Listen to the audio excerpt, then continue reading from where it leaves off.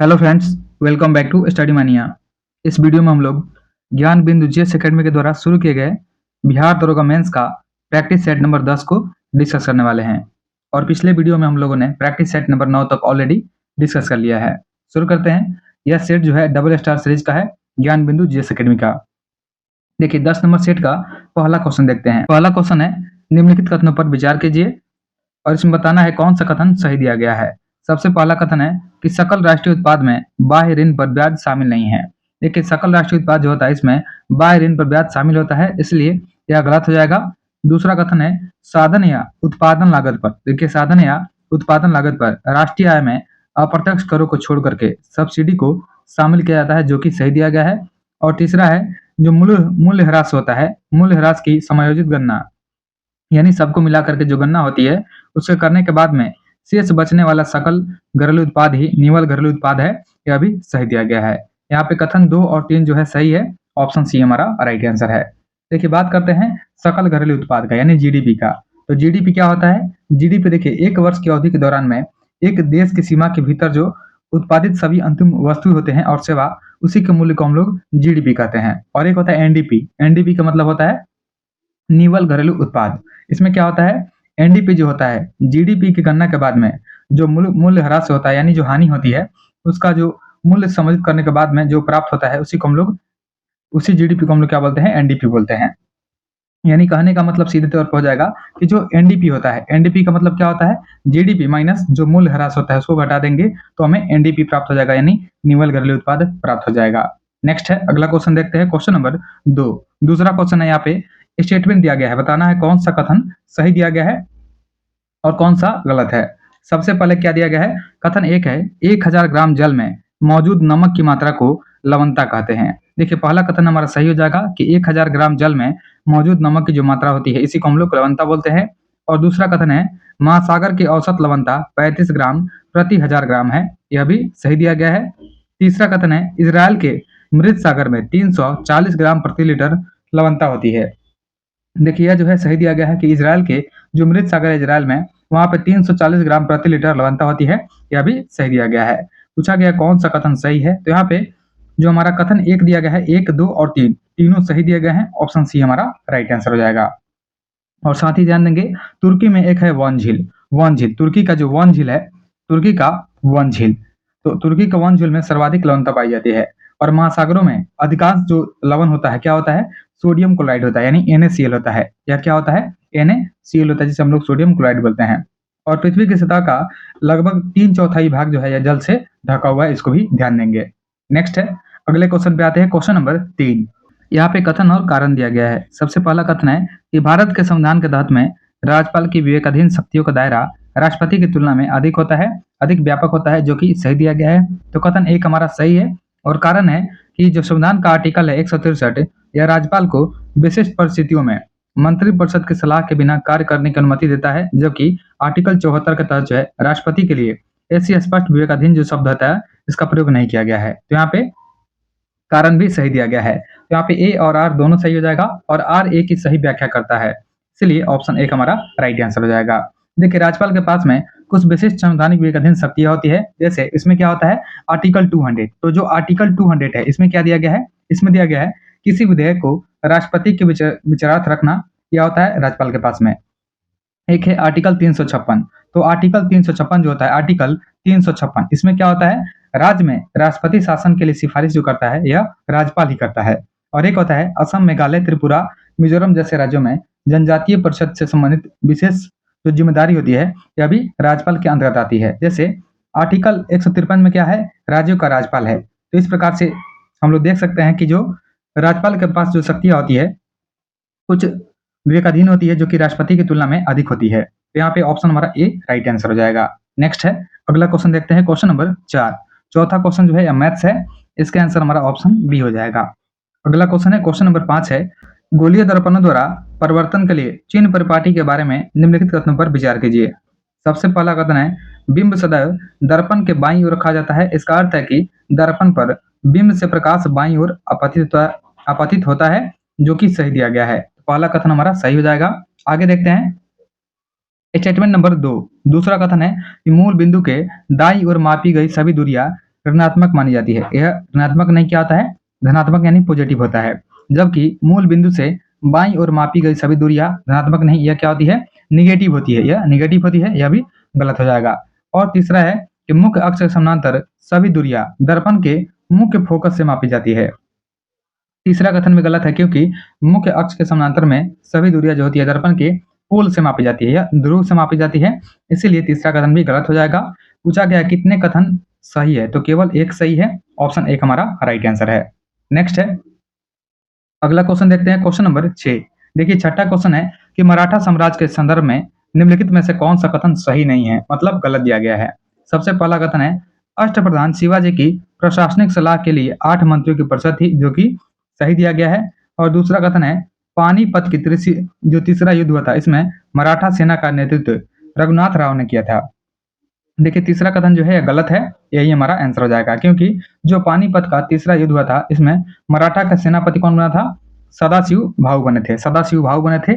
इसलिए दूसरा कथन जो है गलत है, यह रघुनाथ राव नहीं थे, यह थे सदाशिव सदाशिव भाऊ थे, सदाशिव भाऊ बने थे। यहाँ पे दूसरा कथन गलत है, यही हमारा आंसर हो जाएगा। बाकी कथन इसमें से सही है कि सालवाई की संधि के बाद में सालसेट द्वीप तथा थाने का दुर्ग अंग्रेजों को दिया गया था। और चौथ होता है, ये क्या होता है, एक प्रकार का सुरक्षा कर था जो पड़ोसी राज्यों से लिया गया था मराठों के द्वारा। नेक्स्ट है, अगला क्वेश्चन है क्वेश्चन नंबर 7। भारत रत्न के संदर्भ में निम्नलिखित कथनों पर विचार कीजिए। बताना है इनमें से कौन सा कथन जो है सही नहीं है, मतलब गलत है। सबसे पहला कथन है हमारा कि भारत रत्न भारत का सर्वोच्च नागरिक सम्मान है, जिसकी स्थापना 2 जनवरी 1964 को तत्कालीन राष्ट्रपति डॉक्टर राजेंद्र प्रसाद ने किया था। देखिए पहला कथन जो है गलत है, क्योंकि जो भारत रत्न है इसका, यह भारत का सर्वोच्च नागरिक सम्मान है और इसका स्थापना 2 जनवरी 1954 को हुआ था, 64 को नहीं हुआ था, या 1954 को इसका स्थापना हुआ था। और उस समय राष्ट्रपति डॉक्टर राजेंद्र प्रसाद ने किया था। तो यहाँ पे सिर्फ जो है ईयर गलत दिया गया है, इसीलिए पहला कथन जो है गलत है।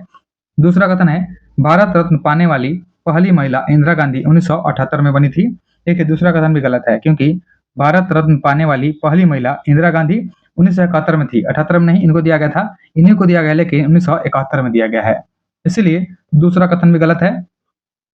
और तीसरा कथन है कि भारत रत्न के साथ में नगद की राशि के रूप में 10 लाख रुपए दिया जाता है, इसमें 10 लाख रुपए नहीं दिया जाता है, इसमें दिया जाता है कोई नगद राशि नहीं देते हैं, इसमें केवल एक पीपल का पत्ता आकार का पदक देते हैं और एक समदेनी प्रमाण पत्र देते हैं। तो यहाँ पे रुपया का चर्चा नहीं किया गया है, इसलिए तीसरा भी गलत है। पूछा गया है कौन सा कथन सही नहीं है, इसमें से देखिए सभी कथन जो है गलत है, यानी हमारा आंसर हो जाएगा ऑप्शन सी, 1, 2, 3 हो जाएगा। नेक्स्ट है, अगला क्वेश्चन देखते हैं, क्वेश्चन नंबर 8।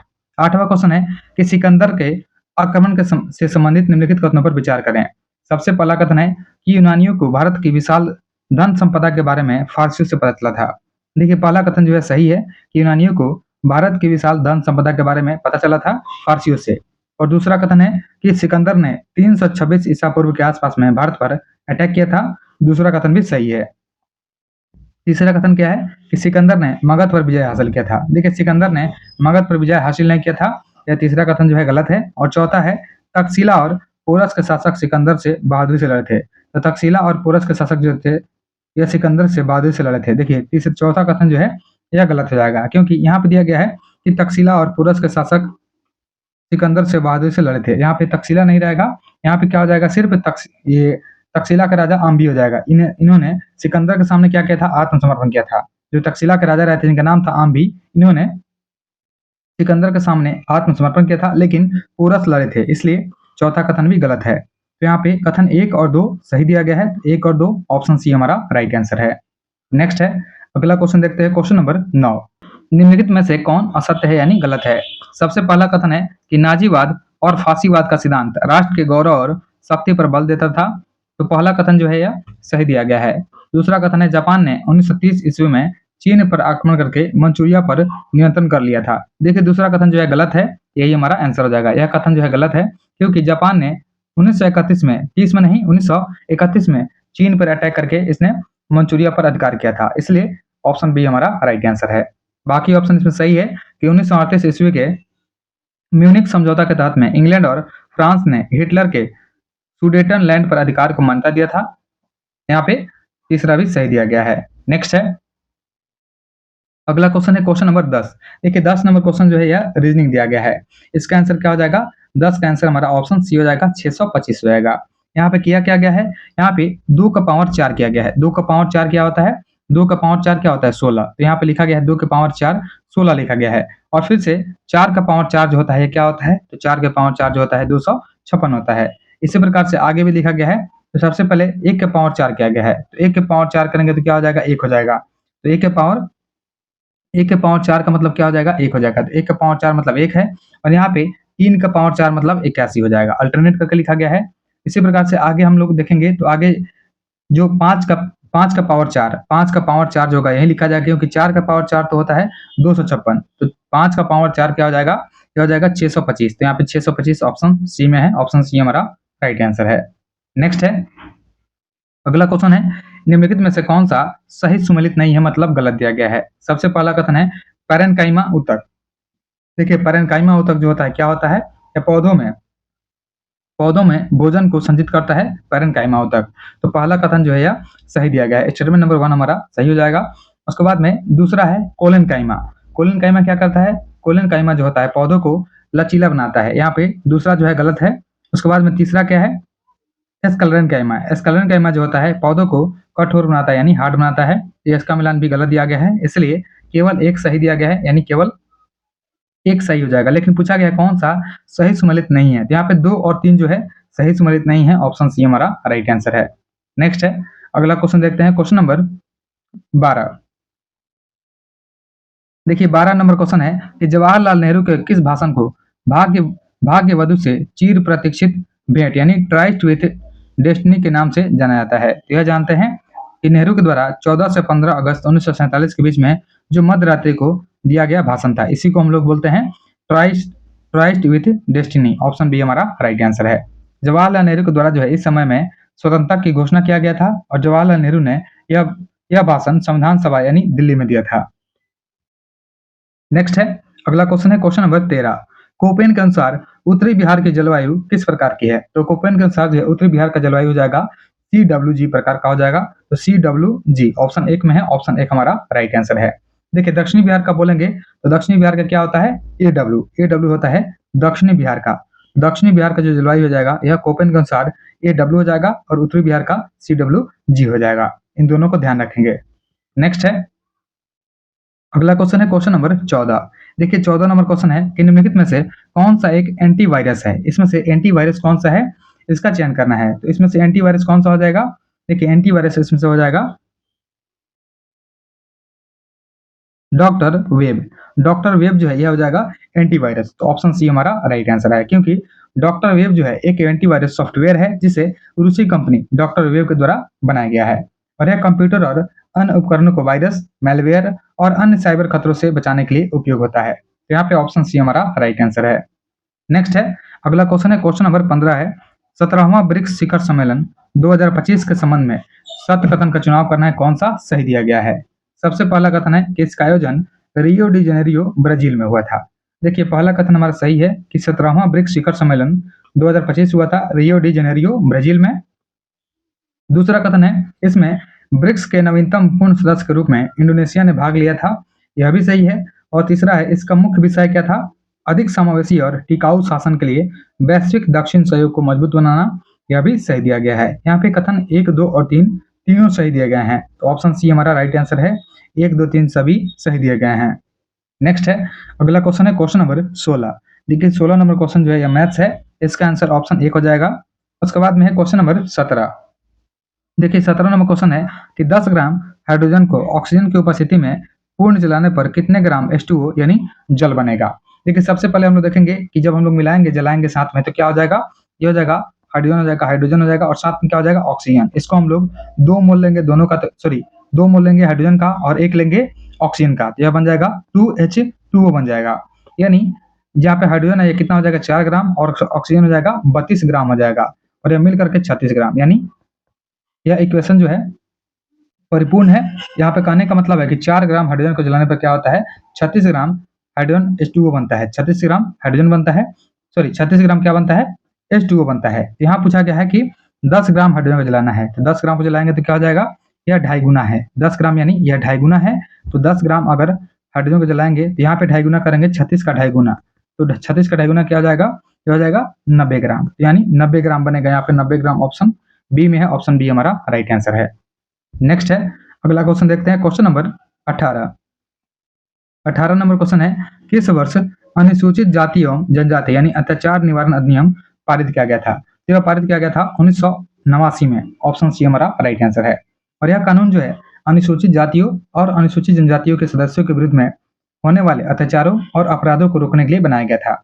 और यह जो है अधिनियम भारतीय संविधान के आर्टिकल 15, जो आर्टिकल 15 है भेदभाव का नियम निषेध, और आर्टिकल 17 यानी अस्पृश्यता का उन्मूलन, इस पर आधारित है और सामाजिक न्याय और समानता सुनिश्चित करने के लिए बनाया गया है।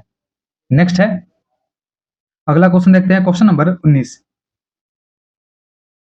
देखिए 19 नंबर क्वेश्चन क्या है, यह रीजनिंग है, इसका आंसर ऑप्शन डी हो जाएगा। उसके बाद में क्वेश्चन नंबर 20 नंबर क्वेश्चन है, इसमें सूची 1 और 2 का मिलान करेंगे। देखिए सूची 1 में दिया गया है अंतरिम मंत्रिमंडल के सदस्य, और सूची 2 में संबंधित विभाग का नाम लिखा गया है। सबसे पहले है आसफ अली।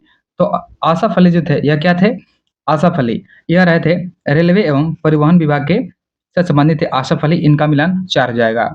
इसके बाद में है जॉन मथाई। जॉन मथाई जो है यह रहे थे उद्योग एवं नागरिक आपूर्ति मंत्रालय में रहे थे। उसके बाद है आई चुंदरीगर। तो आई चुंदरीगर जो है यह रहे थे वाणिज्य से संबंधित थे। और जोगेंद्र नाथ मंडल जो है यह विधि से संबंधित है, इसका मिलान 1 हो जाएगा। यानी हमारा आंसर जो है ऑप्शन सी हो जाएगा, 4, 3, 2, 1 हो जाएगा। और साथ ही ध्यान देंगे इसमें जवाहरलाल नेहरू राष्ट्रमंडल संबंध, विदेशी मामले, इन सभी विभागों से संबंधित है। सरदार वल्लभ भाई पटेल जो है गृह मंत्रालय, सूचना एवं प्रसारण से संबंधित थे। और सरदार बलदेव सिंह जो है यह रक्षा मंत्रालय से संबंधित रहे थे। नेक्स्ट है, अगला क्वेश्चन है, क्वेश्चन नंबर 21 है, प्रतिरोध के संबंध में निम्नलिखित कथनों पर विचार कीजिए। सबसे पहला कथन हमारा, किसी चालक का प्रतिरोध यानी आर जो होता है रेसिस्टेंट, चालक की लंबाई उसके अनुप्रस्थ काट के क्षेत्रफल यानी ए तथा उस चालक के पदार्थ की प्रकृति पर निर्भर करता है। देखिए स्टेटमेंट नंबर 1 जो हमारा, यह पहला कथन जो है यह सही दिया गया है, यानी पहला कथन हमारा सही हो जाएगा। दूसरा कथन क्या है कि यदि प्रतिरोध को दोगुना कर दिया जाए तो विद्युत धारा का मान आधा हो जाता है। देखिए यदि हम लोग प्रतिरोध को दोगुना करते हैं तो विद्युत धारा का जो मान होता है यह आधा हो जाता है, यह भी सही दिया गया है। तो यहाँ पे ऑप्शन 2 भी सही हो जाएगा। साथ ही ध्यान देंगे कि जो चालक का प्रतिरोध है यह निर्भर करता है चालक की लंबाई पर, चालक के अनुप्रस्थ काट के क्षेत्रफल पर और चालक के पदार्थ की प्रकृति पे। तो यहाँ पे दोनों कथन जो है यह सही दिया गया है। पूछा गया है कौन सा कथन गलत है, तो यहाँ पे दोनों सही है, तो ऑप्शन डी हो जाएगा, इनमें से कोई नहीं। नेक्स्ट है, अगला क्वेश्चन देखते हैं, क्वेश्चन नंबर 22। देखिए 22 नंबर क्वेश्चन है कि निम्नलिखित में से कौन सा सोवियत संघ के विघटन का परिणाम नहीं है। तो सोवियत संघ के विघटन का परिणाम नहीं है पूछा गया है। सोवियत संघ और यूएसए के बीच में विचारात्मक लड़ाई का अंत, यह इसका परिणाम हो जाएगा। साथ में स्वतंत्र राज्यों के राष्ट्रकुल का जन्म, यह भी इसका परिणाम है। विश्व व्यवस्था के शक्ति संतुलन में बदलाव, यह भी इसका परिणाम है। लेकिन मध्य पूर्व में संकट जो है यह इसका परिणाम नहीं है। ऑप्शन डी हमारा राइट आंसर है। देखिए सोवियत जो प्रणाली जो है समाजवादी आदर्शों, समतावादी समाज की जरूरत से प्रेरित थी और यह निजी संपत्ति को समाप्त करके समाज में समानता के सिद्धांत पर आधारित रही थी।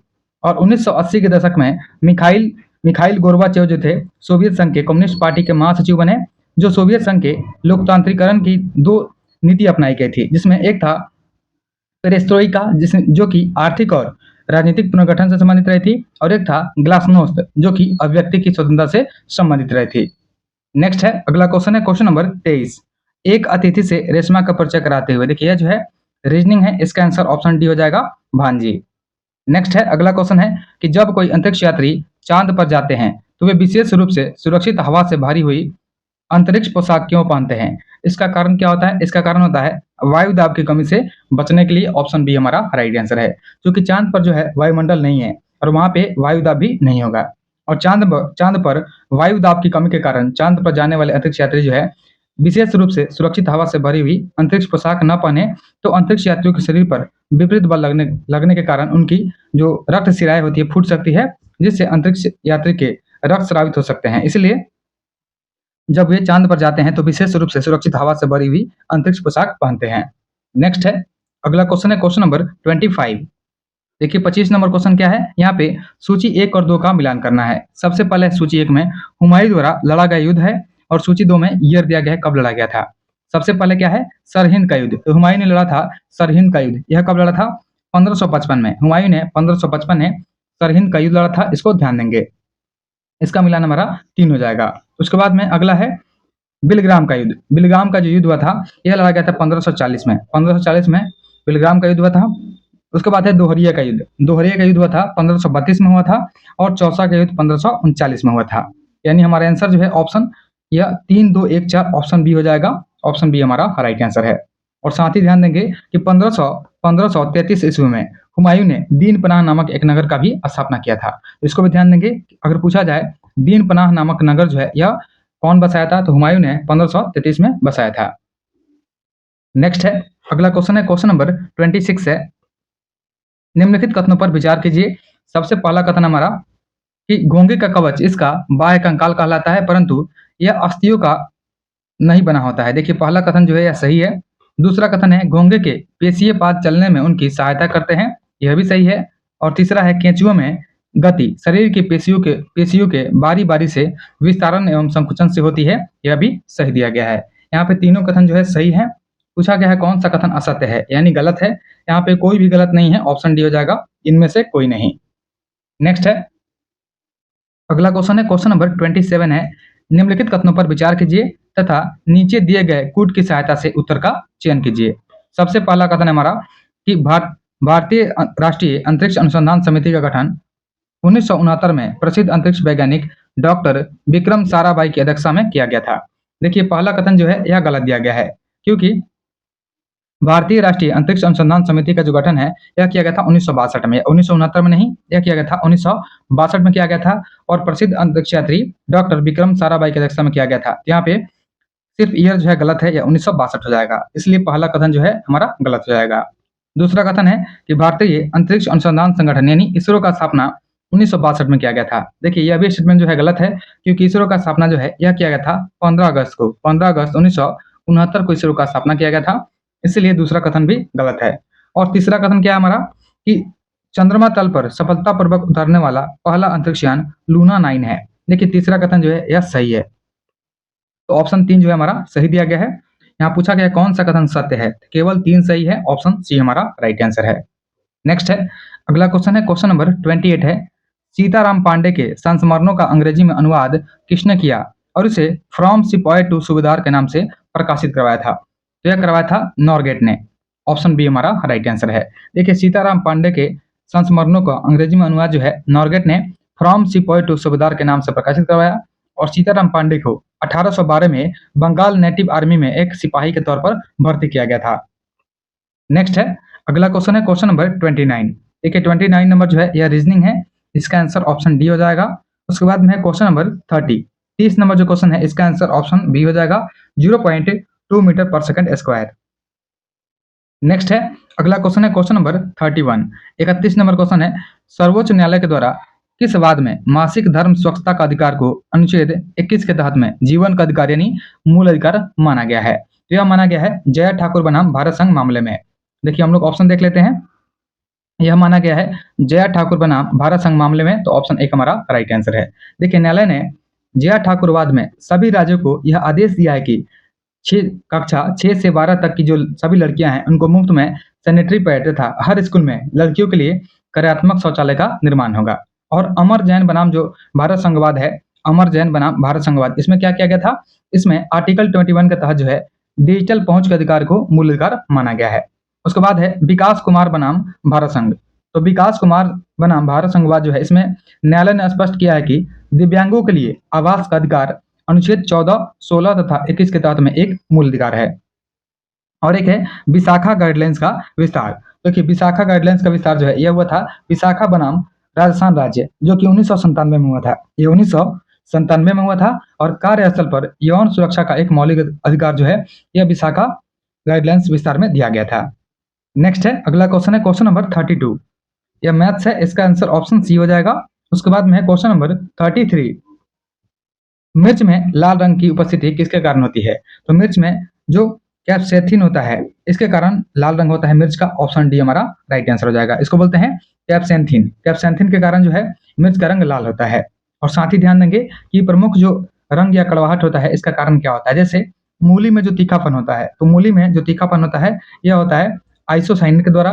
प्याज में जो लाल रंग होता है एंथोसायनिन के कारण होता है। एंथोसायनिन जो होता है इसी कारण प्याज का रंग लाल होता है। हल्दी का जो पीला रंग होता है यह कुरकुमिन के कारण होता है। हल्दी का जो पीला रंग होता है यह होता है कुरकुमिन के कारण होता है। टमाटर का लाल रंग, टमाटर का लाल रंग जो होता है, टमाटर का लाल रंग यह होता है लाइकोपिन के कारण होता है। और एक होता है क्वेरसिटीन। क्वेरसिटीन के कारण क्या होता है? प्याज में पीला रंग। देखिए प्याज में अगर पीला रंग पूछे, प्याज में पीला रंग यह होता है क्वेरसिटीन के कारण। नेक्स्ट है, अगला क्वेश्चन है, क्वेश्चन नंबर 34 है, किस योजना के तहत में अंगीकार 2025 अभियान शुरू किया गया था? तो अंगीकार 2025 अभियान शुरू किया गया है प्रधानमंत्री आवास योजना शहरी 2.0 में। ऑप्शन बी हमारा राइट आंसर है। नेक्स्ट है, अगला क्वेश्चन है, क्वेश्चन नंबर 35, आकाश में उड़ते हुए जेट हवाई जहाज अपने पीछे सफेद पथ चिन्ह क्यों छोड़ते हैं? तो आकाश में उड़ते हुए जो जेट हवाई जहाज होते हैं अपने पीछे सफेद पथ चिन्ह छोड़ते हैं, इसका कारण होता है नमी संगठित होने से। ऑप्शन डी हमारा राइट आंसर है। नेक्स्ट है, अगला क्वेश्चन है, क्वेश्चन नंबर 36 है, निम्नलिखित में से किसने दल विहीन प्रजातंत्र का समर्थन किया था? तो दल विहीन प्रजातंत्र का समर्थन किया था, यह किया गया था महात्मा गांधी के द्वारा और साथ में जयप्रकाश नारायण, दोनों ने किया था। देखिए महात्मा गांधी और जयप्रकाश नारायण इन दोनों ने दल विहीन प्रजातंत्र का समर्थन किया था। तो हमारा ऑप्शन डी हो जाएगा, उपयुक्त में से एक से अधिक हो जाएगा। नेक्स्ट है, अगला क्वेश्चन है, क्वेश्चन नंबर 37, व्यापक अर्थ में समाजशास्त्र मानवीय अंतःक्रियाओं एवं अंतर संबंधों एवं उनकी अव्यवस्थाओं एवं परिणामों का अध्ययन है। यह परिभाषा किसने दिया था? यह परिभाषा दिया था एम गिंजबर्ग ने। ऑप्शन बी हमारा राइट आंसर है। देखिए जो मैक्स वेबर है, मैक्स वेबर ने एक परिभाषा दिया था। इनके अनुसार समाजशास्त्र वह विज्ञान है जो सामाजिक प्रक्रिया का विश्लेषणात्मक अध्ययन करता है। उसके बाद में एक है लेस्टर एफ वार्ड। तो लेस्टर एफ वार्ड जो है इनके अनुसार जो है समाजशास्त्र समाज का या सामाजिक घटनाओं का विज्ञान है। और एक है पार्क एवं बर्जिस। तो पार्क एवं बर्गिस के अनुसार अगर जानेंगे तो समाजशास्त्र जो है सामूहिक व्यवहार का विज्ञान है। नेक्स्ट है, अगला क्वेश्चन है, क्वेश्चन नंबर 38, निम्नलिखित कथनों पर विचार कीजिए। सबसे पहला कथन है कि सोना जल की किसी भी अवस्था के साथ में बिल्कुल भी अवक्रिया नहीं करता है। तो पहला कथन जो है हमारा सही दिया गया है। दूसरा कथन है कि सभी धातु ऑक्साइडों की प्रकृति अम्लीय होती है। देखिए दूसरा कथन जो है गलत है, क्योंकि वायु में चलने पर लगभग सभी धातुएं धातु ऑक्साइड देती है और अधिकतर धातु जो होती है ऑक्साइडों की प्रकृति क्या होती है? क्षारीय होती है। लेकिन कुछ ऑक्साइड जो होते हैं अम्लीय और क्षारीय दोनों प्रभाव प्रदर्शित करते हैं। जैसे एक होता है एल्युमिनियम ऑक्साइड, जिंक ऑक्साइड, इसलिए यहाँ पे दूसरा कथन जो है गलत हो जाएगा। तीसरा कथन है चांदी अत्यंत अधिक ताप पर भी ऑक्सीजन के साथ में अपक्रिया नहीं करती है। यह सही दिया गया है। यहाँ पे 1 और 3 जो है सही है। ऑप्शन बी हमारा राइट आंसर है। नेक्स्ट है, अगला क्वेश्चन है, क्वेश्चन नंबर 39, संयुक्त राष्ट्र जैव विविधता यानी यूएनसीबीडी के 16वें पक्षकार सम्मेलन का थीम क्या था? इसका थीम था प्रकृति के साथ में शांति। ऑप्शन 1 हमारा राइट आंसर है। और इसका आयोजन कब किया गया था? इसका आयोजन किया गया था 21 अक्टूबर से 1 नवंबर 2024 के कैली कोलंबिया में किया गया था। नेक्स्ट है, अगला क्वेश्चन है, क्वेश्चन नंबर 40। देखिए 40 नंबर क्वेश्चन जो है यह मैथ्स का क्वेश्चन है। इसका आंसर ऑप्शन डी हो जाएगा। अगला क्वेश्चन देखते हैं, क्वेश्चन नंबर 41। देखिए 41 नंबर क्वेश्चन है, निम्नलिखित पर विचार कीजिए। सबसे पहले इसमें कंट्री का नाम दिया गया है माली, मोरक्को, चाड, नाइजीरिया और मॉरिटानिया। और पूछा गया है उपयुक्त में से किसकी सीमाएं सहारा मरुस्थल से लगती है। देखिए उपयुक्त में से पूछा गया किसकी सीमाएं जो है सहारा मरुस्थल से लगती है। तो माली, मोरक्को, चाड और मॉरिटानिया इन सभी की सीमाएं जो है सहारा मरुस्थल से लगती है। लेकिन नाइजीरिया की जो सीमा है यह सहारा से नहीं लगती है। तो यहाँ पे 1, 2, 3, 5 जो है ऑप्शन 1 हमारा राइट आंसर हो जाएगा। देखिए यह जो है विश्व का सबसे बड़ा रेगिस्तान है जो कि लगभग 8.554 लाख वर्ग किलोमीटर क्षेत्र में फैला हुआ है और यह 11 देशों के साथ में अपनी सीमा को साझा करता है। इसको भी ध्यान देंगे कि जो सहारा मरुस्थल है 11 देशों के साथ में अपनी सीमा को साझा करता है। और 11 देशों में कौन कौन देश शामिल है? इसमें अल्जीरिया है, चाड, मिस्र, Libya, Mali, Mauritania, Morocco, Niger, Sudan, Tunisia और पश्चिमी सहारा इसमें फैला हुआ है। नेक्स्ट है, अगला क्वेश्चन है, question number 42। Professor PC Mahalanobis की अध्यक्षता में गठित राष्ट्रीय आय समिति का गठन कब किया गया था? देखिए जो पीसी महालनोबिस है इनकी अध्यक्षता में एक राष्ट्रीय आय समिति का गठन किया गया था और यह कब किया गया था? 1949 में। ऑप्शन बी हमारा राइट आंसर है। और इस समिति ने अप्रैल 1951 में वित्तीय वर्ष 48-49 के लिए देश की जो राष्ट्रीय आय है 8650 करोड़ तथा प्रति व्यक्ति आय जो है यह 246.9 रुपए बताया था। नेक्स्ट है, अगला क्वेश्चन है, क्वेश्चन नंबर 43 है कि बाबर ने किस युद्ध में विजय के बाद में गाजी का उपाधि धारण किया था? तो बाबर ने गाजी का उपाधि धारण किया था खानवा के युद्ध में। ऑप्शन बी हमारा राइट आंसर है। और साथ ही ध्यान देंगे कि खानवा का युद्ध जो है यह किया गया था, खानवा का युद्ध लड़ा गया था बाबर और साथ में राणा सांगा के बीच में लड़ा गया था। और खानवा के युद्ध में ही बाबर ने राणा सांगा के खिलाफ में ही जिहाद का नारा दिया और युद्ध में विजय के बाद में गाजी का उपाधि धारण किया था।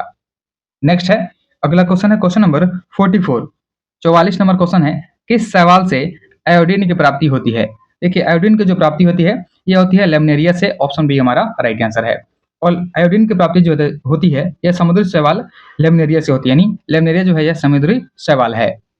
और लेमनेरिया जो है एक प्रकार का मैक्रो एल्गी है जो कि नग्न आंखों से देखा जा सकता है। नेक्स्ट है, अगला क्वेश्चन है क्वेश्चन नंबर 45। महात्मा गांधी के द्वारा प्रतिपादित वर्धा योजना जो कि 1937 के संदर्भ में निम्नलिखित कथनों पर विचार कीजिए।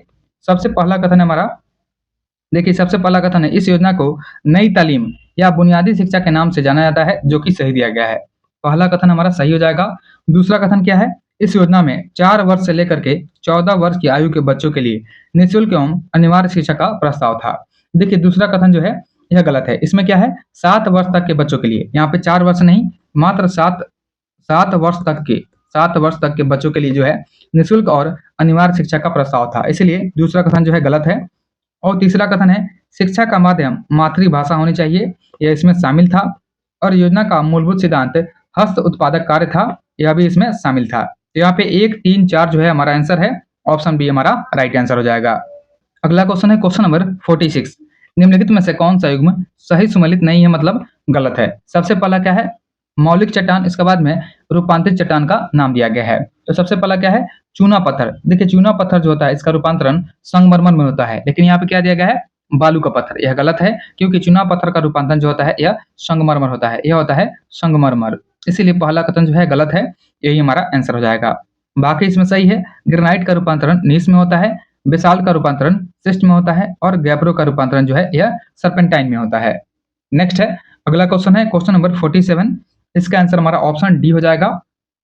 इसके बाद में है क्वेश्चन नंबर 48। भारत में जीरो बजट नेचुरल फार्मिंग यानी ZBNF का जनक किसे माना जाता है? तो भारत में जीरो बजट नेचुरल फार्मिंग का जनक माना जाता है और यह मानते हैं सुभाष पालेकर को। ऑप्शन सी हमारा राइट आंसर हो जाएगा। देखिए जीरो फार्मिंग या जीरो बजट नेचुरल फार्मिंग बिना रसायनों और बिना बाहरी लागतों के ही की जाने वाली एक खेती की पद्धति है। नेक्स्ट है, अगला क्वेश्चन है कि संविधान निर्मात्री समिति एवं अध्यक्ष के संबंध में निम्नलिखित में से कौन सा युग्म गलत है? यहाँ पे गलत का चुनाव करना है। सबसे पहला है नियम समिति। तो नियम समिति के अध्यक्ष कौन थे? डॉक्टर राजेंद्र प्रसाद, जो कि सही दिया गया है। दूसरा है आवास समिति के HC मुखर्जी। देखिए दूसरा जो है यह गलत है क्योंकि आवास समिति के अध्यक्ष कौन थे? पट्टाभी सीतारामैया। यह HC मुखर्जी नहीं थे, यह थे पट्टाभी सीतारामैया रहे थे, पट्टाभी सीतारामैया रहे थे, इसलिए दूसरा जो है गलत है, यही हमारा आंसर हो जाएगा। बाकी इसमें सही है, मूल अधिकार उप समिति के अध्यक्ष JB कृपलानी थी और उसके बाद में कार्य संचालन समिति के अध्यक्ष जो है यह KM मुंशी रहे थे। नेक्स्ट है, अगला क्वेश्चन है क्वेश्चन नंबर 50। देखिए 50 नंबर क्वेश्चन देखते हैं। 50 नंबर क्वेश्चन क्या है, यहाँ पे अभिकथन दिया गया है। अभिकथन ए है कि एक वस्तु चिकनी सतह की तुलना में खुरदरी सतह पर कम फिसलती है। देखिए अभिकथन जो है ए हमारा सही दिया गया है कि एक वस्तु जो होती है चिकनी सतह की तुलना में खुरदरी सतह पर कम फिसलती है और इसका कारण है कि जब सतह खुरदरी होती है तो घर्षण बल बढ़ जाता है, यह भी सही दिया गया है। यहाँ पे ए और आर जो है दोनों सही है और आर ए का सही स्पष्टीकरण है। ऑप्शन एक हमारा राइट आंसर है। नेक्स्ट है, अगला क्वेश्चन है क्वेश्चन नंबर 51 है, क्रिप्स मिशन के संदर्भ में निम्नलिखित में से कौन सा कथन सही नहीं है? पहला कथन है कि मार्च 1946 को क्रिप्स मिशन भारत पहुंचा था। देखिए पहला कथन जो है यह गलत है क्योंकि चर्चिल ने 11 मार्च 1942 को क्रिप्स मिशन की घोषणा किया था और 23 मार्च 1942 को, डेट याद रखेंगे, 23 मार्च जो है 23 मार्च 1942 को क्रिप्स मिशन जो है यह भारत पहुंचा था, लेकिन यहाँ पे 46 दिया गया है, इसलिए पहला कथन ही गलत है, यही हमारा आंसर हो जाएगा। बाकी इसमें सही है स्टेटमेंट कि द्वितीय विश्व युद्ध के बाद में भारत को डोमिनियन स्टेट की दर्जा देने का घोषणा किया गया और महात्मा गांधी ने इसे पोस्ट डेटेड चेक कहा था, यह भी सही है, और मुस्लिम लीग ने क्रिप्स मिशन के प्रस्ताव की आलोचना किया था। नेक्स्ट है, अगला क्वेश्चन है, इसमें सूची 1 और 2 का मिलान करना है। सूची 1 में तिथि है और सूची 2 में इसका दिवस लिखा गया है। सबसे पहले क्या है, 11 जुलाई। 11 जुलाई को विश्व जनसंख्या दिवस होता है। देखिए विश्व जनसंख्या दिवस ऑप्शन 3 में है, इसका मिलान 3 हो जाएगा। 21 सितंबर, 21 सितंबर को विश्व शांति दिवस होता है। 7 अगस्त को राष्ट्रीय हस्तकरघा दिवस यानी हथकरघा दिवस होता है। तो राष्ट्रीय हथकरघा दिवस 7 अगस्त को होता है। और 6 दिसंबर को क्या होता है? नागरिक सुरक्षा दिवस। नागरिक सुरक्षा दिवस जो होता है यह 6 दिसंबर को होता है। यहाँ पे हमारा आंसर जो है ऑप्शन सी हो जाएगा। यहाँ पे 3, 1, 4, 2 हमारा आंसर है। ऑप्शन सी हमारा राइट आंसर है। नेक्स्ट है, अगला क्वेश्चन है क्वेश्चन नंबर 53। यहाँ पे रीजनिंग है। देखिए यहाँ पे क्या किया गया है? सबसे पहले 2 लिखा गया है। 2 मतलब क्या है? यह है 1 का स्क्वायर, यह 1 का स्क्वायर प्लस 1 है। इसके बाद में 5 लिखा गया है। 5 लिखा गया है 2 का स्क्वायर प्लस 1, ऐसे ही बढ़ते गया है। और लास्ट में क्या हो जाएगा? लास्ट में हो जाएगा हमारा 7 का स्क्वायर प्लस 1। यहाँ पे 50 लिखा गया है। तो पूछा गया है कि गलत पद का चयन करना है, कौन सा गलत है? तो यहाँ पे जो है 18 गलत है, क्योंकि चौथे नंबर पे क्या हो जाएगा? 4 का स्क्वायर 16 प्लस 1 एक 17 हो जाएगा। यहाँ पे 17 होना चाहिए, लेकिन यहाँ पे 18 है, इसलिए ऑप्शन 1 हमारा राइट आंसर है। नेक्स्ट है, अगला क्वेश्चन है, धोवन सोडा के संदर्भ में दिए गए कथनों पर विचार कीजिए। सबसे पहला कथन क्या है हमारा? सबसे पहला कथन है कि धोवन सोडा का रासायनिक सूत्र होता है NaHCO3 यानी सोडियम हाइड्रोजन कार्बोनेट होता है। देखिए पहला कथन जो है यह गलत है, क्योंकि जो धोवन सोडा का फॉर्मूला होता है यह क्या होता है? यह होता है Na2CO3 Na2CO3 इंटू 10H2 होता है, इंटू 10H2 होता है धोवन सोडा का फॉर्मूला। सोडियम कार्बोनेट डेकाहाइड्रेट होता है, लेकिन यहाँ पे दिया गया है सोडियम हाइड्रोजन कार्बोनेट दिया गया है, तो पहला कथन जो है गलत है। दूसरा कथन क्या है? कि इसका उपयोग जल की अस्थायी कठोरता दूर करने के लिए किया जाता है, जो कि सही है। और तीसरा है, इसका उपयोग कांच, साबुन एवं कागज उद्योग में भी होता है, यह भी सही दिया गया है। तो यहाँ पे पूछा गया है कौन सा कथन सही नहीं है? केवल एक सही नहीं है, ऑप्शन सी हमारा राइट आंसर है। नेक्स्ट है, अगला क्वेश्चन है क्वेश्चन नंबर 55। भारतीय संविधान का कौन सा अनुच्छेद संसद को लोकहित में राज्यों के बीच में व्यापार, वाणिज्य और समागम की स्वतंत्रता पर प्रतिबंध लगाने की शक्ति देता है? यह देता है आर्टिकल 302। ऑप्शन बी हमारा राइट आंसर है। देखिए आर्टिकल 302 जो है संसद को यह शक्ति प्रदान करता है कि वह कानून के द्वारा यदि ऐसा करना लोकहित में आवश्यक हो तो एक राज्य से दूसरे राज्य के मध्य में व्यापार, वाणिज्य एवं समागम की स्वतंत्रता को प्रतिबंधित कर सकती है। देखिए एक होता है आर्टिकल 304। देखिए आर्टिकल 300, सबसे पहले देखेंगे आर्टिकल 303। आर्टिकल 303 जो होता है ये दो राज्यों के बीच में विभेद करने वाले विधियों पर रोक लगाता है। और एक होता है आर्टिकल 304। आर्टिकल 304 के तहत जो है राज्य विधानमंडल को विधि द्वारा अन्य राज्यों में आयातित माल पर उतना ही कर लगाने का अनुमति देता है जितना उस राज्य में उत्पादित जो समान माल पर लगाया जाता है, जिससे कि राज्यों के बीच में भेदभाव नहीं हो। नेक्स्ट है, अगला क्वेश्चन है क्वेश्चन नंबर 56। देखिए इसमें जो है सूची 1 और 2 का मिलान करना है। सूची 1 में चर्चित महिलाएं हैं और सूची 2 में इसका संबंध है। सबसे पहले है गीतिका कौल। तो गीतिका कौल जो है इनका संबंध किससे है? गीतिका कौल यह सियाचिन में तैनात पहली महिला चिकित्सा अधिकारी हैं, गीतिका कौल। उसके बाद में है शिवांगी सिंह। शिवांगी सिंह जो है यह राफेल उड़ाने वाली भारत की पहली महिला फाइटर पायलट है। राफेल उड़ाने वाली भारत की पहली महिला फाइटर पायलट शिवांगी सिंह है। Jennifer Simons. तो जेनिफर साइमंस कौन है? जेनिफर साइमंस जो है सूरीनाम की पहली महिला राष्ट्रपति है, जेनिफर साइमंस। और मैनुएल रोकाबाटे। देखिए मैनुएल रोकाबाटे जो है यह इक्वेटोरियल गिनी की पहली महिला प्रधानमंत्री है। तो यहाँ पे हमारा मिलान क्या हो जाएगा? 2, 1, 4, 3। देखिए 2, 1, 4, 3 ऑप्शन 1 में है। ऑप्शन 1 हमारा राइट आंसर है। नेक्स्ट है, अगला क्वेश्चन है क्वेश्चन नंबर 57 है कि मौर्योत्तर काल के व्यापार के संदर्भ में निम्नलिखित कथनों में से कौन सा कथन जो है असत्य है यानी गलत है? सबसे पहला कथन है कि भारत और पूर्वी रोमन साम्राज्य के बीच में अधिकार का व्यापार आरंभ से ही समुद्री मार्ग द्वारा होता था। देखिए पहला कथन जो है यही गलत है, क्योंकि भारत और पूर्वी रोमन साम्राज्य के बीच में जो व्यापार हुआ था यह प्रारंभ में अधिकतर स्थल मार्ग से शुरू हुआ था, लेकिन यहाँ पे क्या दिया गया है? यह जो है समुद्री मार्ग से हुआ था, इसलिए पहला कथन जो है गलत है, यही हमारा आंसर हो जाएगा। नेक्स्ट है, अगला क्वेश्चन है क्वेश्चन नंबर 58 है, निम्नलिखित कथनों पर विचार कीजिए। बताना है इनमें से कौन सा कथन जो है असत्य है यानी गलत दिया गया है। तो सबसे पहले कथन जो है हमारा कि गुरु अंगद द्वारा लंगर प्रथा को अस्थायी बनाया गया था। देखिए पहला कथन जो है यह गलत दिया गया है, क्योंकि लंगर प्रथा को अस्थायी बनाया था गुरु अमरदास ने। यह अंगद ने नहीं, गुरु अमरदास ने बनाया था। इसको ध्यान देंगे कि गुरु अमरदास ने लंगर प्रथा को अस्थायी बनाया था। तो पहला कथन जो है हमारा गलत हो जाएगा। दूसरा कथन देखते हैं, गुरु हरकिशन की चेचा के कारण में मृत्यु हुई थी। यह कथन हमारा सही है कि गुरु हरकिशन जो थे इनका मृत्यु हुआ था चेचा के कारण। तीसरा कथन है जफरनामा की रचना गुरु तेग बहादुर द्वारा किया गया था। देखिए तीसरा कथन जो है गलत है, क्योंकि जफरनामा का जो रचना है यह गुरु गोविंद सिंह ने किया था। तो यहाँ पे तीसरा कथन जो गलत है। पूछा गया कौन सा कथन असत्य है, तो यहाँ पे 1 और 3 जो है गलत है। ऑप्शन सी हमारा राइट आंसर है। नेक्स्ट है, अगला क्वेश्चन है, क्वेश्चन नंबर 59 है। यह रीजनिंग है, इसका आंसर हमारा ऑप्शन सी हो जाएगा। उसके बाद में है क्वेश्चन नंबर 60। देखिए 60 नंबर क्वेश्चन है, सूची 1 और 2 का मिलान करना है। सूची 1 में राष्ट्रीय जल मार्ग है और सूची 2 में इसका विस्तार है। देखिए राष्ट्रीय जल मार्ग 3, तो राष्ट्रीय जल मार्ग 3 जो है इसका विस्तार कोल्लम से कोट्टापुरम तक है। कोल्लम से कोट्टापुरम तक इसका विस्तार है। इसका मिलान क्या हो जाएगा, इसका मिलान हमारा 3 हो जाएगा। इसके बाद में है राष्ट्रीय जल मार्ग 5, इसका विस्तार हो जाएगा तालचेर से धमरा तक। इसके बाद में है राष्ट्रीय जल मार्ग 4, इसका विस्तार हो जाएगा हमारा काकीनाडा से पुडुचेरी तक हो जाएगा। और राष्ट्रीय जल मार्ग 2 जो है इसका विस्तार सदिया से धुबरी तक हो जाएगा। और साथ ही ध्यान देंगे कि भारत का सबसे लंबा जो राष्ट्रीय जल मार्ग है ये हो जाएगा जल मार्ग संख्या 1। जो 1 है, जल मार्ग संख्या 1, यह इसका विस्तार हो जाएगा हल्दिया से। देखिए यह जो है हल्दिया से लेकर के कहाँ तक है, इलाहाबाद तक है। हल्दिया से इलाहाबाद तक इसका विस्तार है और इसका लंबाई सबसे अधिक है, 1620 किलोमीटर लंबा है यह राष्ट्रीय जल मार्ग संख्या 1। नेक्स्ट है, अगला क्वेश्चन है क्वेश्चन नंबर 61। शेर शाह के द्वारा जारी पट्टा और कबूलियत के संबंध में निम्नलिखित कथनों पर विचार कीजिए। सबसे पहला कथन हमारा कि पट्टा एक राजकीय दस्तावेज था जिसमें किसान को भूमि का विवरण दिया जाता था, जो कि सही दिया गया है। और दूसरा कथन है कबूलियत किसान द्वारा राज्य को दिया गया सहमति पत्र था, यह भी सही है। आगे देखते हैं।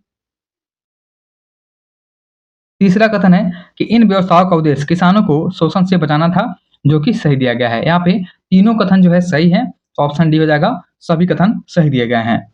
नेक्स्ट है, जेनेटिक इंजीनियरिंग में निम्न में से किसका प्रयोग होता है। तो जो जेनेटिक इंजीनियरिंग होता है इसमें क्या होता है, प्लाज्मिड का प्रयोग होता है। ऑप्शन सी हमारा राइट आंसर है।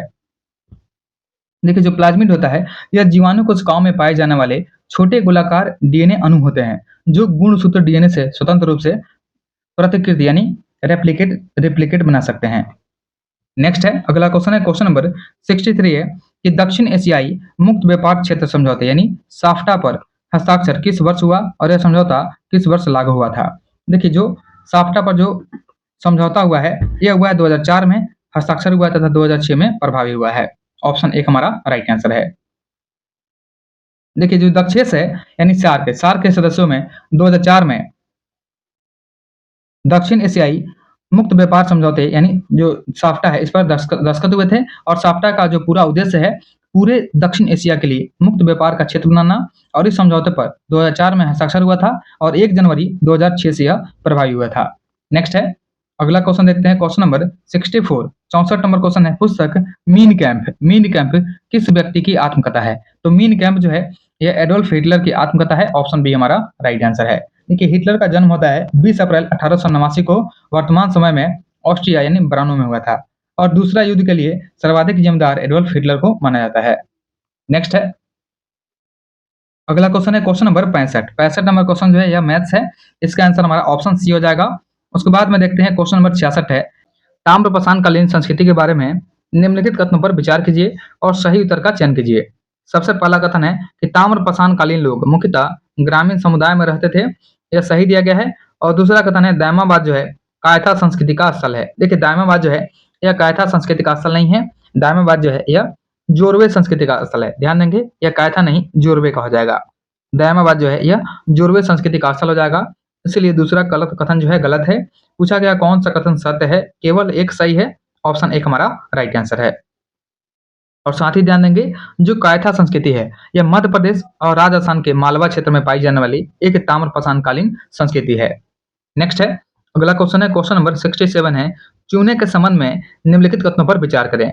सबसे पहला कथन हमारा है कि कैल्शियम ऑक्साइड को चूना या बिना बुझा हुआ चूना कहते हैं, जो कि सही दिया गया है। उसके बाद में दूसरा कथन है बुझे हुए चूने के विलयन से दीवारों की सफेदी करने पर 2-3 दिन बाद दीवारों पर कैल्शियम कार्बोनेट का निर्माण होता है, यह भी सही दिया गया है। तो यहाँ पे कथन नंबर 1 और 2 दोनों सही है। ऑप्शन सी हमारा राइट आंसर है। नेक्स्ट है, अगला क्वेश्चन है क्वेश्चन नंबर 68 है, यहाँ पे सूची 1 और 2 का मिलान करना है। सूची 1 में कृत्यकारी है और सूची 2 में शपथ या प्रतिज्ञान है। सबसे पहले है भारत का राष्ट्रपति। देखिए जो भारत का राष्ट्रपति होता है यह भारत के संविधान के प्रति में श्रद्धा और निष्ठा रखता है, इसका मिलान हमारा 3 हो जाएगा। इसके बाद में है सर्वोच्च न्यायालय के न्यायाधीश। तो सर्वोच्च न्यायालय के जो न्यायाधीश होते हैं, यह क्या करते हैं, ये संविधान एवं विधि की मर्यादा रखने की शपथ लेते हैं। संविधान एवं विधि की मर्यादा रखने की शपथ लेते हैं। इसका मिलान 4 हो जाएगा। संसद के सदस्य जो होते हैं, यह कर्तव्य की श्रद्धापूर्वक निर्वहन करने की शपथ लेते हैं। तो कर्तव्य के निष्ठापूर्वक निर्वहन की शपथ हो जाएगा, संसद के सदस्य हो जाएगा। और जो संघ का राज्य मंत्री होता है, यह सूचना एवं गोपनीयता की शपथ लेता है। सूचना एवं गोपनीयता का शपथ जो है संघ के मंत्री लेते हैं। तो हमारा आंसर जो है हो जाएगा 3, 4, 2, 1, ऑप्शन सी हमारा राइट आंसर है। नेक्स्ट है, अगला क्वेश्चन है क्वेश्चन नंबर 69। निम्नलिखित में से कौन सा सुमेलित नहीं है? यहाँ पे गलत का छांटना है। सबसे पहले देश है, इसके बाद में राजधानी है। देखिए कोलंबिया, कोलंबिया का राजधानी बोगोटा है। पहला जो है सही दिया गया है। उसके बाद में है पेरू, पेरू का राजधानी कहाँ पे है? लीमा। देखिए पेरू का राजधानी हो जाएगा लीमा, लेकिन यहाँ पे क्या दिया गया है? यहाँ पे दिया गया है क्वेटो, इसीलिए जो दूसरा कथन है यह गलत है। यहाँ पे ऑप्शन बी हमारा राइट आंसर है। उसके बाद में है उरुग्वे, उरुग्वे का राजधानी जो है यह मोंटवीडियो, मोंटवीडियो हो जाएगा, यह सही दिया गया है। और चिली का राजधानी सैंटियागो हो जाएगा। नेक्स्ट है, अगला क्वेश्चन है क्वेश्चन नंबर 70 नंबर जो क्वेश्चन है यह मैथ्स है। इसका आंसर हमारा ऑप्शन 1 हो जाएगा। उसके बाद में है क्वेश्चन नंबर 71। देखिए 71 नंबर क्वेश्चन क्या है कि निम्नलिखित में से कौन सही सुमेलित है? सबसे पहले प्रमुख नगर है, इसके बाद में उद्योग का नाम दिया गया है। तो मॉन्ट्रियल, मॉन्ट्रियल में क्या है? देखिए मॉन्ट्रियल में देखना है कि मॉन्ट्रियल में क्या होता है। मॉन्ट्रियल जो कनाडा में है, यहाँ पे यह जलपोत के लिए प्रसिद्ध है। यह जो है जलपोत के लिए प्रसिद्ध है मॉन्ट्रियल। तो यहाँ पे पहला मिलान जो है गलत है। दूसरा क्या है? ओटावा, ओटावा नगर जो है कागज उद्योग के लिए प्रसिद्ध है। ओटावा कागज उद्योग के लिए प्रसिद्ध है। दूसरा मिलान जो है सही है, यही हमारा आंसर हो जाएगा। तो ऑप्शन 1, ऑप्शन बी हमारा राइट आंसर है। नेक्स्ट है, अगला क्वेश्चन है क्वेश्चन नंबर 72। सूची 1 और 2 का मिलान करना है। सूची 1 में समांगी मिश्रण है और सूची 2 में मिश्र धातु का नाम है। सबसे पहले है सीसा और टीन। देखिए सीसा और टीन के मिलने से होता है सोल्डर बनता है। सीसा और टीन के मिलने से सोल्डर बनता है। तांबा और जस्ता के मिलने से पीतल बनता है। उसके बाद में तांबा, टीन और जस्ता के मिलने से गन मेटल बनता है। तांबा, टीन और जस्ता के मिलने से गन मेटल का निर्माण होता है। और पारद और अन्य धातु के मिलने से बनता है अमलगम बनता है। तो यहाँ पे हमारा आंसर जो है ऑप्शन सी हो जाएगा 2, 3, 4, 1। नेक्स्ट है, अगला क्वेश्चन है क्वेश्चन नंबर 73 है। सिखों के सुधारवादी संगठन के रूप में सिंह सभा की स्थापना कब और कहां से शुरू हुई थी? तो सिखों के सुधारवादी संगठन के रूप में सिंह सभा की स्थापना 1873 में अमृतसर से शुरू हुई थी। तो यहाँ पे ऑप्शन डी हमारा राइट आंसर है। 1873 ईस्वी अमृतसर में। और बाद में 1879 ईस्वी में, बाद में 1879 में लाहौर में भी सिंह सभा का भी गठन किया गया था। नेक्स्ट है, अगला क्वेश्चन है क्वेश्चन नंबर 74, मैथ्स है। इसका आंसर ऑप्शन सी हो जाएगा। नेक्स्ट है, अगला क्वेश्चन है कि सर्वोच्च न्यायालय के न्यायाधीशों को उसके पद से हटाने के लिए संसद में किस प्रकार के बहुमत की आवश्यकता होती है? तो इसमें सदन के कुल सदस्यता का जो बहुमत होता है और 2/3 उपस्थित एवं मतदान करने वाले सदस्य इसमें शामिल होते हैं। ऑप्शन बी हमारा राइट आंसर है। देखिए जो सर्वोच्च न्यायालय है, इसके न्यायाधीश को जो हटाने की जो प्रक्रिया होती है, इसमें क्या होता है? सर्वोच्च न्यायालय के न्यायाधीश को आर्टिकल 124 का जो क्लॉज 4 होता है, इसी के तहत में सिद्ध कदाचार एवं असमर्थता के आधार पर महाभियोग के द्वारा हटा सकते हैं। और महाभियोग का जो प्रस्ताव होता है संसद के किसी भी सदन में ला सकते हैं। और इसके लिए लोकसभा में 100 सदस्य और राज्यसभा में कम से कम 50 सदस्य का हस्ताक्षर वाला नोटिस अध्यक्ष या सभापति को देना अनिवार्य होता है। नेक्स्ट है, अगला क्वेश्चन है क्वेश्चन नंबर 76 है।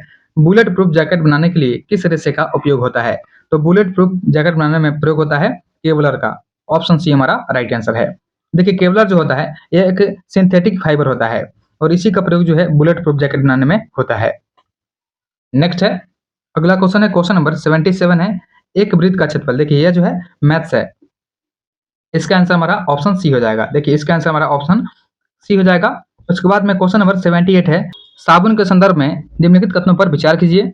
सबसे पहला कथन है कि साबुन के अणु लंबी श्रृंखला वाले कार्बोक्सिलिक अम्लों के कैल्शियम और मैग्नीशियम लवण होते हैं।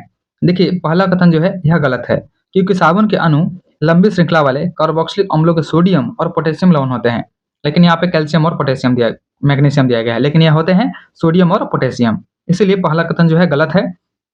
दूसरा कथन है कि साबुन के अणु मिसेली यानी मिसेल संरचना तैयार करते हैं, जहां अणु का एक सिरा तेल कण की ओर तथा आयनिक सिरा बाहर की ओर होता है। दूसरा कथन जो है यह सही दिया गया है। और तीसरा कथन क्या है कि साबुन के मिसल प्रकाश को प्रकीर्णित नहीं कर सकते हैं। देखिए साबुन के जो मिसल होते हैं प्रकाश को प्रकीर्णित कर सकते हैं और यही कारण है कि साबुन का जो घोल होता है बादल जैसा दिखाई देता है, इसीलिए तीसरा कथन जो है गलत है। पूछा गया है कौन सा कथन असत्य है, तो 1 और 3 जो है असत्य है, ऑप्शन बी हमारा राइट आंसर है। नेक्स्ट है अगला क्वेश्चन है क्वेश्चन नंबर 79। मुख्यमंत्री की नियुक्ति के संबंध में कौन सा कथन सही है। इसमें ऑप्शन डी हमारा सही है। यदि कोई सदस्य विधानमंडल का सदस्य नहीं है तो उसे राज्यपाल के आदेश से मुख्यमंत्री चुना जा सकता है, बशर्ते 6 महीना के भीतर सदस्य बन जाए। यहाँ पे ऑप्शन डी हमारा राइट आंसर है। नेक्स्ट है अगला क्वेश्चन है क्वेश्चन नंबर 80 है कि स्वतंत्रता पूर्व सर्वप्रथम निम्न में से किसने प्रति व्यक्ति राष्ट्रीय आय का गणना किया था। तो स्वतंत्रता प्राप्ति से पहले भारत में राष्ट्रीय आय संबंधी जो अनुमान लगाया था सबसे पहले दादा भाई नौरोजी ने लगाया था। यहाँ पे ऑप्शन 1 हमारा राइट आंसर है और यह लगाया था 1868 में। 1868 में अनुमान लगाया था, मात्र 20 रुपए उस समय प्रति व्यक्ति आय रही थी। नेक्स्ट है अगला क्वेश्चन है क्वेश्चन नंबर 81। निम्नलिखित में से कौन भारत में आए विदेशी आक्रमणकारियों का सही क्रम है। तो सही क्रम सबसे पहले हो जाएगा हिंद यवन आए थे सबसे पहले, इसके बाद में शक आए थे, इसके बाद में हिंद पार्थियन आए थे, फिर कुषाण आए थे। यहाँ पे ऑप्शन सी हमारा राइट आंसर है। नेक्स्ट है अगला क्वेश्चन है क्वेश्चन नंबर 82। 82 नंबर क्वेश्चन जो है रीजनिंग है, इसका आंसर हमारा ऑप्शन सी हो जाएगा। यहाँ पे देखिए ए के बाद क्या हुआ है, बी आया है और वाई के बाद क्या आया है, जेड आया है। इसी प्रकार से जो लास्ट वाला है यह लास्ट वाला दिया गया है, सी के बाद क्या है, डी आया है, लेकिन यहाँ पे डब्ल्यू के बाद क्या हो जाएगा, एक्स हो जाएगा, लेकिन यहाँ पे वी है इसलिए यह गलत है। यहाँ पे ऑप्शन सी हमारा राइट आंसर है। नेक्स्ट है अगला क्वेश्चन है क्वेश्चन नंबर 83 है लवक यानी प्लास्टिड के संदर्भ में निम्नलिखित कथनों पर विचार करें। सबसे पहला कथन है कि वर्णकों के आधार पर लवक 2 प्रकार के होते हैं। देखिए पहला कथन जो है गलत है, क्योंकि वर्णकों के आधार पर लवक जो होते हैं ये 3 प्रकार के होते हैं। इसमें क्या होता है, एक होता है हरित लवक मतलब क्लोरोप्लास्ट, दूसरा होता है ल्यूकोप्लास्ट मतलब अवर्णी लवक, और एक होता है वर्णी लवक यानी क्रोमोप्लास्ट होता है। इसलिए पहला कथन जो है गलत है। दूसरा कथन है कि वर्णी लवक मुख्य रूप से जड़ एवं तनुक में पाए जाते हैं। देखिए वर्णी लवक जो होते हैं मुख्य रूप से कहाँ पाए जाते हैं, तो वर्णी लवक जो होते हैं यह मुख्य रूप से यह पुष्प और पंखुड़ियों तथा फलों की भित्ति में पाए जाते हैं, इसीलिए दूसरा कथन जो है गलत है। और तीसरा कथन है अवर्णी लवक को ल्यूकोप्लास्ट कहते हैं। देखिए तीसरा कथन जो है सही है कि जो अवर्णी लवक होता है इसको ल्यूकोप्लास्ट कहा जाता है। तीसरा कथन सही हो जाएगा। पूछा गया है कितने कथन सही है, तो केवल एक सही है, ऑप्शन 1 हमारा राइट आंसर है। नेक्स्ट है अगला क्वेश्चन मैथ्स है, इसका आंसर ऑप्शन 1 हो जाएगा। नेक्स्ट है अगला क्वेश्चन देखते हैं क्वेश्चन नंबर 85। देखिए 85 नंबर क्वेश्चन क्या है कि निम्नलिखित कथनों पर विचार कीजिए, बताना है कौन सा कथन असत्य है यानी गलत है। सबसे पहला कथन क्या है कि विश्व का एकमात्र तैरता हुआ उद्यान लोकटक झील में अवस्थित। देखिए यहाँ पे लिखना चाहिए कि विश्व का एकमात्र तैरता हुआ उद्यान जो है केबू लमजाओ नेशनल पार्क जो है लोकटक झील में स्थित है। ऐसे यह जो है पहला कथन जो है यह सही हो जाएगा। उसके बाद में दूसरा क्या है, लोकटक झील संगाई हिरन का एकमात्र प्राकृतिक आवास है, यह भी सही दिया गया है। पूछा गया है कौन सा कथन असत्य है, तो कोई भी गलत नहीं है, ऑप्शन डी हमारा राइट आंसर है, उपयुक्त में से कोई नहीं। और साथ ही ध्यान देंगे कि लोकटक झील जो होता है इसमें तैरते हुए द्वीप को हम लोग फुमड़ी कहते हैं। इसको क्या बोलते हैं, इसको फुमड़ी बोलते हैं, फुमड़ी या फुमदी बोलते हैं।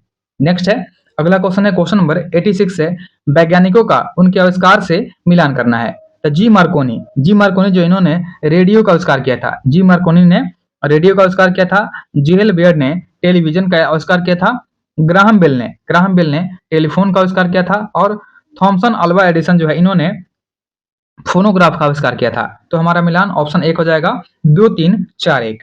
नेक्स्ट है अगला क्वेश्चन है क्वेश्चन नंबर 87।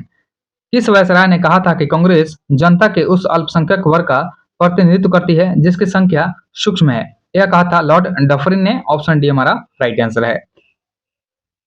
नेक्स्ट है देखिए साथ ही याद रखेंगे कि कांग्रेस से संबंधित विशेष टिप्पणी जैसे बंकिम चंद्र चटर्जी ने कहा था कांग्रेस के लोग पद के भूखे हैं। अश्विनी कुमार दत्त ने कहा था कांग्रेस सम्मेलन 3 दिन का तमाशा है। बाल गंगाधर तिलक ने कहा था यदि वर्ष में एक बार मेढक की तरह टटराएं तो हमें कुछ नहीं मिलेगा। और सर सैयद अहमद खान ने कहा था कांग्रेस आंदोलन न तो लोगों द्वारा प्रेरित था और न ही उनके द्वारा सोचा या योजनाबद्ध किया गया था। और कर्जन ने कहा था कांग्रेस के बारे में कि कांग्रेस अपनी मौत की घड़ियां गिन रही है और भारत में रहते हुए मेरी सबसे बड़ी इच्छा है कि मैं उसे शांतिपूर्ण मरने में मदद कर सकूं। नेक्स्ट है अगला क्वेश्चन है क्वेश्चन नंबर 88 जो है यह मैथ्स है, इसका आंसर ऑप्शन सी हो जाएगा। नेक्स्ट है अगला क्वेश्चन है अंतर्राष्ट्रीय मुद्रा कोष का मुख्य कार्य है। तो अंतर्राष्ट्रीय मुद्रा कोष का मुख्य कार्य क्या हो जाएगा? यह हो जाएगा सदस्य राष्ट्रों को भुगतान संतुलन के संकट से बचाने के लिए ऋण देना। ऑप्शन 1 हमारा राइट आंसर है। और साथ ही ध्यान देंगे कि जो अंतर्राष्ट्रीय मुद्रा कोष है, इसका स्थापना 1945 में किया गया था। 1945 में इसका स्थापना किया गया था, ब्रेटन वुड्स सम्मेलन के तहत किया गया था। और इसमें सदस्य संख्या जो है 190 है। 190 इसमें सदस्य टोटल मेंबर हैं। नेक्स्ट है, अगला क्वेश्चन है क्वेश्चन नंबर 90 नंबर क्वेश्चन क्या है कि जब किसी गेंद को ऊपर की ओर फेंका जाता है तो उसमें वृद्धि होती है। तो जब किसी गेंद को हम लोग ऊपर की ओर फेंकते हैं तो उसमें स्थितिज ऊर्जा में वृद्धि होती है। यहाँ पे ऑप्शन 1 हमारा शामिल हो जाएगा। और साथ में इसमें क्या शामिल होगा? देखिए, संवेग में वृद्धि नहीं होती है और गतिज ऊर्जा में भी वृद्धि नहीं होती है। तो यहाँ पे केवल 1 हो जाएगा। ऑप्शन सी हमारा राइट आंसर है। नेक्स्ट है, अगला क्वेश्चन है क्वेश्चन नंबर 91। देखिए 91 नंबर क्वेश्चन है, इसमें कथन एक है कि फ्रेंच ओपन 2025 के पुरुष एकल स्पर्धा में जैनिक सिनर विजेता बने थे।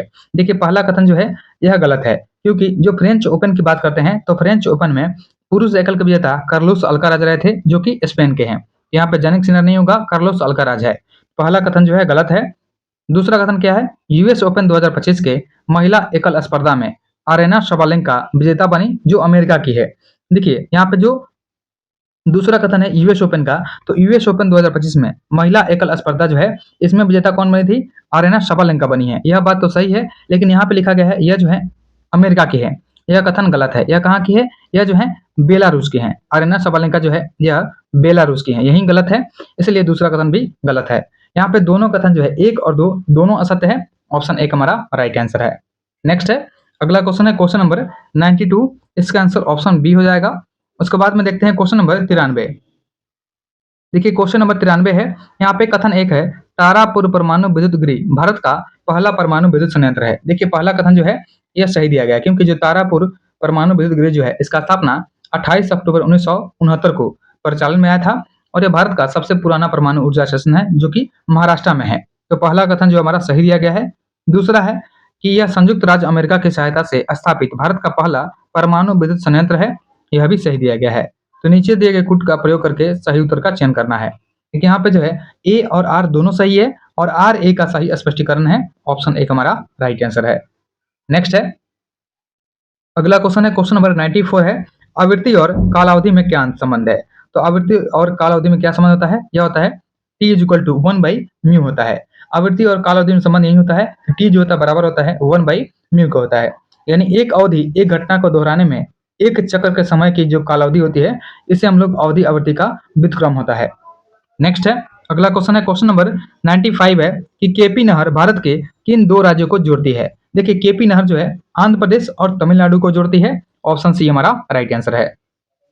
नेक्स्ट है, अगला क्वेश्चन है क्वेश्चन नंबर 96 है, भारत संविधान के संबंध में निम्नलिखित कथनों पर विचार करें। पहला कथन है अविश्वास प्रस्ताव सर्वप्रथम 1979 में प्रधानमंत्री चौधरी चरण सिंह के खिलाफ लाया गया था। तो पहला कथन जो है गलत है, क्योंकि अविश्वास प्रस्ताव जो है सबसे पहले 1963 में लाया गया था। सबसे पहले यह 1963 में लाया गया था, आचार्य कृपलानी के द्वारा प्रधानमंत्री पंडित जवाहरलाल नेहरू के विरुद्ध में पेश किया गया था। तो पहला कथन जो है गलत है। दूसरा कथन है विश्वास प्रस्ताव सर्वप्रथम 1963 में आचार्य कृपलानी के द्वारा प्रधानमंत्री पंडित जवाहरलाल नेहरू के विरुद्ध में लाया गया था। देखिए दूसरा कथन जो है यह भी गलत है, क्योंकि सबसे पहले विश्वास प्रस्ताव जो है 1979 में लाया गया था। 1979 में सबसे पहले विश्वास प्रस्ताव लाया गया था, और यह लाया गया था प्रधानमंत्री चौधरी चरण सिंह के द्वारा लाया गया था। इसलिए दूसरा कथन भी गलत है। पूछा गया कौन सा कथन सही नहीं है, तो इसमें से दोनों सही नहीं है। ऑप्शन सी हमारा राइट आंसर है। नेक्स्ट है, अगला क्वेश्चन है क्वेश्चन नंबर 97। इसमें सूची 1 और 2 का मिलान करना है। सूची 1 में ग्रंथि का नाम है और सूची 2 में इसका स्थिति है। सबसे पहले पीनियल ग्रंथि, तो पीनियल ग्रंथि जो है यह मस्तिष्क में स्थित है, इसका मिलान 3 हो जाएगा। लैक्राइमल, लैक्राइमल कहाँ पे है? आंखों में होती है लैक्राइमल ग्रंथि। उसके बाद में है सेरोमिनस, सेरोमिनस जो है यह कान में है। और एक होता है श्वेत ग्रंथिया, श्वेत ग्रंथिया जो होती है यह त्वचा में होती है, जिससे पसीना आता है। इसका मिलान 1 हो जाएगा। यहाँ पे ऑप्शन बी हो जाएगा हमारा 3, 4, 2, 1। नेक्स्ट है, अगला क्वेश्चन है कि निम्नलिखित में से कौन सा युग्म सही सुमेलित नहीं है, मतलब गलत है? सबसे पहला है अंतर्राष्ट्रीय पुनर्निर्माण एवं विकास बैंक यानी IBRD का स्थापना 1944 में हुआ था, जो कि सही दिया गया है। दूसरा कथन है अंतर्राष्ट्रीय विकास संघ IDA का स्थापना 1960 में हुआ था, यह भी सही है। और तीसरा है अंतर्राष्ट्रीय वित्त निगम, अंतर्राष्ट्रीय वित्त निगम का स्थापना 1956 में हुआ था। यहाँ पे 1960 लिखा गया है, लेकिन इसका स्थापना 56 में हुआ है। तो तीसरा जो है गलत है, ऑप्शन सी हमारा राइट आंसर है। नेक्स्ट है, अगला क्वेश्चन है क्वेश्चन नंबर 99। देखिए 99 नंबर क्वेश्चन जो है इसका आंसर हमारा ऑप्शन ए हो जाएगा। उसके बाद में क्वेश्चन नंबर 100 है, लास्ट क्वेश्चन है, निम्नलिखित कथनों पर विचार करें। देखिए सबसे पहला कथन क्या है कि टमाटर और बैगन मालवेसी कुल के हैं। देखिए टमाटर और बैगन जो है यह मालवेसी कुल के नहीं है, क्योंकि टमाटर और बैगन जो है यह सोलनेसी कुल के हैं। इसको ध्यान देंगे, यह जो होते हैं सोलनेसी कुल के पौधे हैं, इसलिए पहला कथन जो है गलत है। दूसरा है मटर और सेम फैबेसी कुल के हैं। तो मटर और सेम जो होते हैं यह फैबेसी कुल के हैं, यह सही दिया गया है। और तीसरा है प्याज और लहसुन जो होते हैं यह लिलिएसी कुल के होते हैं, यह भी सही दिया गया है। पूछा गया है उपरोक्त में से कौन सा कथन सही नहीं है। तो पहला जो है सही नहीं है, यानी केवल एक गलत है, ऑप्शन एक हमारा राइट आंसर है।